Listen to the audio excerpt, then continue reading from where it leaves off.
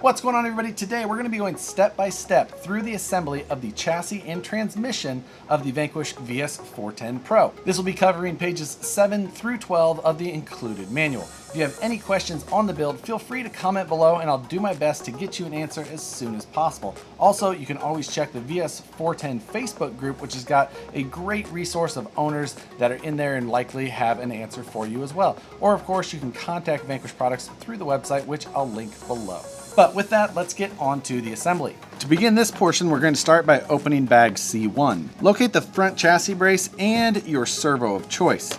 I'll be using a Futaba S9177SV servo. We're going to place the servo into the front brace with the output closest to the front of the chassis brace. The servo installs from the top of the brace down. The servo is held into the chassis with 4 of these larger washer head screws. These are an M3x10.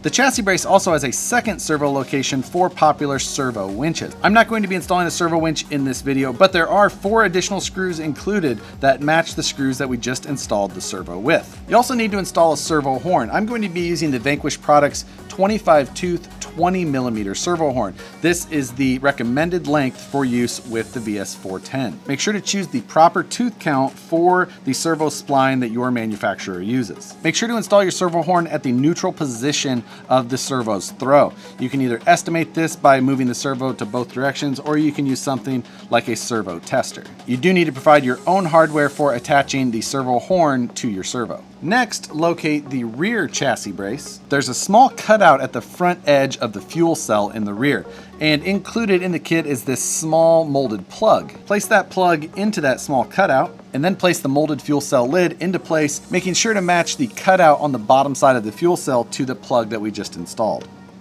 Attach the rear fuel cell lid to the rear cross brace with 4 M3x10 flathead screws. Now locate the frame rails, and we're going to start with the driver's side. You can note that by the Vanquish logo on the left side of the closed face. I'm going to work from the front of the chassis towards the rear, taking the front cross brace first and placing it into the C-channel. First, locate the M3x8 screws. You will note that there is M3x6s and M3x10s, so be careful to pick the right size. Install the 2 M3x8s in the rear portion of the front cross brace. You can then locate the machined aluminum front panhard mount and attach it to the chassis using 2 M3x10 socket head cap screws. Grab one of the molded shock tower sets. You can note that these two have different locations for the body post holes. Make sure to note that you're installing one of the shock towers that puts the body post towards the inside of the chassis. And then secure the shock towers to the chassis using 2 more M3x10 flathead screws. Then we need to locate the center skid plate. Note that the portion that extends out goes towards the front side of the chassis. Locate one of the rock slider bases, and using 2 M3x10 socket head cap screws, place them on the inner holes of this base. Line up the screws at the skid plate and install the screws from the slider base. Next, install the rear chassis brace assembly onto the frame rail. Locate the shortest screws in the hardware bag, which are the M3x6 socket head screws, and attach them into the forwardmost hole. Locate 2 more M3x10s and install them into the 2 outside holes on the rear portion of the chassis. Install the second shock tower onto the rear of the chassis. Note the location used on the VS4-10 Pro kit instructions. Now we need to flip to the other side of the chassis and install the frame rail. To easily hold the frame rail in position, we're going to start with the 2 M3x8 screws that go here towards the rear of the front cross brace. Install 2 more M3x8s in the front portion of the cross brace near the upper servo mount. Find the remaining 2 shock towers. Make sure to confirm that you're using the correct shock tower with the body post hole towards the center of the chassis again. Install the short M3x6 in the front portion of the rear cross brace. Install 2 M3x10s in the outside holes of the rear portion of the chassis. And install the last shock tower using 2 more M3x10 flathead screws. Then install the right side slider base with 2 more M3x10s. On the body post tree, we need the 2 posts with 3 holes on the bottom and the 2 posts with the 6 holes on the bottom. The front body post is the version with 6 holes along the bottom side. We need to install it into the front shock tower with roughly 3.5 holes exposed above the top of the shock tower. Retain the body post in place with one of the included set pins. The rear body posts have 3 holes below the top portion. They install into the shock tower in the lowest possible position. We can then set the chassis aside and locate bag D1. Something to note is that the instructions show opening bag D1 and D2. That's actually a typo and there's only one bag. First we're going to locate the motor plate and the 2 threaded aluminum posts with Vanquish laser etched on them. Locate one of the M3x12 screws and insert it through the front side of the motor plate. That's the side without the Vanquish logo etched on it. Then install one of the threaded posts. You want to note that the Vanquish etching goes away from the motor plate. When installing the aluminum posts, tighten it as best you can. If you need to, you can install an additional M3x12 screw into the back side of the aluminum posts so that you can hold it in place while tightening the front screw. Next, locate the top shaft, which is the longest of the steel shafts included, and install one of the 5x11x4 bearings onto that top shaft. One thing to note is that all of the bearings for this transmission are 5x11x4, so we don't need to note the size of each one. Install the top shaft from the back side of the motor plate. That's the side with the Vanquish logo etched on it. With the top shaft in position, we need to install this small aluminum spacer over it first. Follow that with one of the M2x10 pins. Also note that there are M2x8 pins in here, so you want to make sure that you get the right length. With the pin installed in place, install the slipper eliminator over top of the pin. And lastly, install the M4 nut onto the end. To tighten it down, it may help to insert a small hex driver or tool into the pinhole on the back side of the top shaft. You can then locate the 56 tooth spur gear and place it onto the slipper eliminator. The spur gear is held in place with 3 M3x6 screws. Lightly tighten these into position first. There are 2 bolt patterns used on this slipper eliminator and the spur gear, so make sure that you match it so that the screws are evenly spaced around the slipper eliminator when you're finished. At this point, the instructions show to install the motor. You don't have to do this at this point though. You can wait until the transmission is actually assembled before installing your motor. But some motors do have longer output shafts than others and can have interference when trying to install with everything assembled. This transmission is built to accept almost all 540 size motors. I'm going to be using a Holmes Hobbies Polar Pro 2200 kV motor in mine. I'm going to choose to install the motor at a later step just so that you can more easily see the steps of the transmission assembly as we go. Next, locate the front transmission shroud. You can note that it has 2 large holes through it, and these slide over those aluminum posts that we previously installed. You can secure this portion of the shroud with the M2x10 socket head screws. Then locate this rear portion of the shroud and slide it also over those 2 threaded aluminum posts. You can secure the 2 shrouds together with 5 more of those M2x8 screws. With the 2 shrouds attached, now we need to locate this portion of the transmission housing. The top shaft will go through the top hole of this case, and the threaded aluminum posts will sit into the corresponding bosses. Use an M3x12 screw to thread into that aluminum post. I am using a small amount of Loctite on each of these 2 screws. You should be able to tighten these posts the rest of the way down now, and everything should be nice and secure. For the next step, we need to install a bearing over the top shaft into the front half of the transmission case. Then install the M2x8 pin into the top shaft. This is the shorter of the pins included. Then we need to locate the 23 tooth top gear. One thing to note is that there's also another 23 tooth gear included in the kit. However, one of them is wider. We want the narrower version for this portion of the transmission. Install the gear, making sure that the corresponding pin slots line up with that pin that we previously installed. You can then place the final bearing onto that top shaft.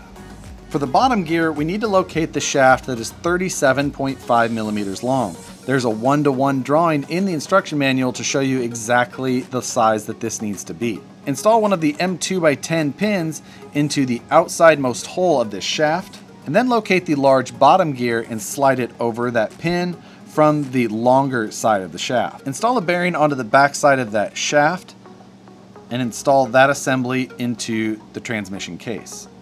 Before installing the back side of the transmission case, we need to add grease for these gears. There's also an inspection cover that goes over the top side of this transmission case, and technically you could grease these gears after this was assembled. However, at this point it's just more open and a little bit easier to do it at this time. Now we're going to locate the rear portion of the transmission housing and attach it to the front portion with two M3x12 socket head screws and with one M3x12 flathead screw on the bottom portion, the inside of the transfer case. And lastly, we need to close up the top side of the transmission housing with that small inspection cover and 4 more of those M2x8 screws. Now we're going to start assembling the transfer case portion. First, I'm going to install one of these aluminum bearing plates into the transfer case. Then we're going to slide a bearing over that input shaft and down into the bearing plate. Next, we're going to install the second M2x8mm pin into that shaft. At this point, we're going to install the second 23mm gear. This is the wider of the two. Next, we're going to install the other 3 bearings into that bearing plate.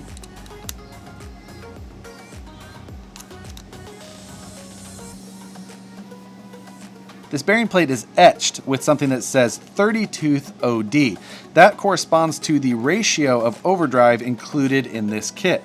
This kit spins the front axle shaft faster than the rear. This is for an overdrive effect. There will be optional gear ratios for this transmission where these bearing plates are changed out to adjust the gear spacing. This will allow us to provide higher or lower ratios of overdrive to suit your driving style. There's 2 more output shafts included in the kit. The longer version is the rear output shaft, and that's the version that we're going to work with first. There's 2 holes in this output shaft. Note that one is larger than the other and one is also closer to the end. We're going to install the M2x10 pin into the hole that is smaller and further towards the inside. Next, we need to locate the 32 tooth gear. This is the largest of the 3 gears remaining. After sliding it over the pin, install it into the transfer case. The idler gear is next, and you can tell that it is different since it doesn't use a shaft through the center. It goes in the center location. And lastly, we have the short output shaft. Again, install the M2x10 pin in the smaller hole that is further away from the outside edge, and then install the 30 tooth gear over that pin. Install this shaft with the other hole facing through the front side of the transfer case. This will be your front drive shaft output. You can now install the 4 bearings onto these gears.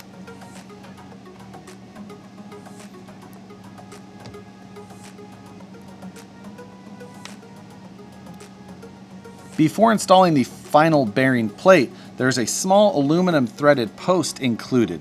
Thread that post into the bearing plate on the side that does not have the laser etching of the text. This post will keep those 2 bearing plates separated inside of the case. Then slide the bearing plate over all 4 of the bearings. And finally, we can install the back side of the transfer case. The transfer case halves are held together with 2 M3x12 screws, as well as 1 M3x30 screw. And then the final bearing is installed in the tail housing of the transfer case output. Locate one of the female sides of the drive shaft and place it over the drive shaft output on the transmission. Then you can secure it in place with one of the included set pins using a small amount of thread lock on the thread portion.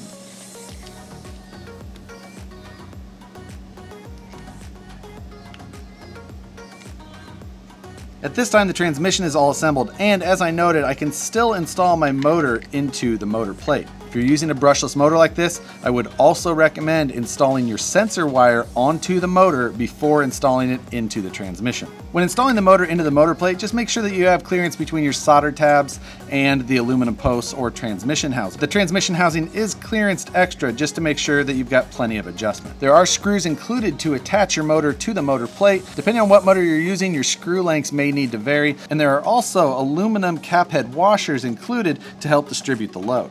With the motor screws lightly installed, now install the 15 tooth pinion onto the output shaft, making sure to use some Loctite on the set screw to hold it in place. Now you can set the gear mesh on your motor with whatever method you choose. I often do it by feel, but you can also put a piece of paper between the pinion and the spur gear and just snug them together, hold it in place, and then tighten those screws down. That method should give you just a little bit of play between the gears, but it's always a good idea to check your gear mesh in multiple locations to make sure that there isn't tight spots.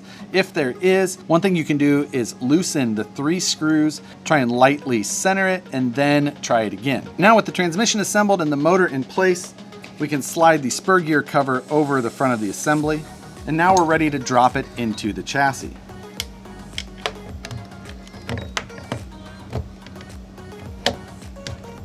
You can align the screws on the either side of the motor plate with the mounts on the front of the cross brace, and everything should pretty much just fall into position. The 2 screws that go through the motor plate are M3 by 16. Next, you'll use 3 M3 by 12s around the transfer case into the skid plate. And lastly, there's 1 M3 by 12 flathead screw that threads into the front of the motor plate from the bottom. I recommend using a small amount of Loctite on this screw. And that concludes the chassis and transmission portion of the VS4-10 Pro.